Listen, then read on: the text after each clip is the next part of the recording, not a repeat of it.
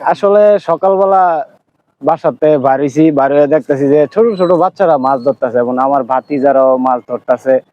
তখন এসে দেখলাম মরা মাছ, এগুলা আধমরা হয়ে আপনার মাঝে থেকে সাইডে ইয়া উপরে উঠতে যাইতেছে আধমরা হয়ে।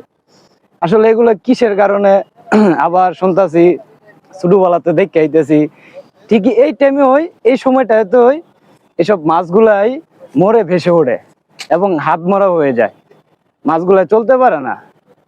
তখন দেখলাম ভাতিজারা ধরতেছে, আমিও বেশ কিছু মাছ ধরছি নদী থেকে। আসলে মাছগুলা যে মারা যাচ্ছে এগুলা শুনে যাচ্ছি মিল কারখানা এগুলা ময়লা আবর্জনা এগুলা নাকি নদীতে ফেলা হয়, তার কারণে একটা গ্যাস সৃষ্টি হয়ে এগুলা মারা যাচ্ছে।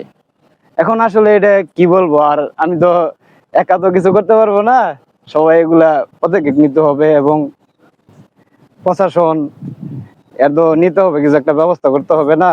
আর কি বলবো আর এটুকু।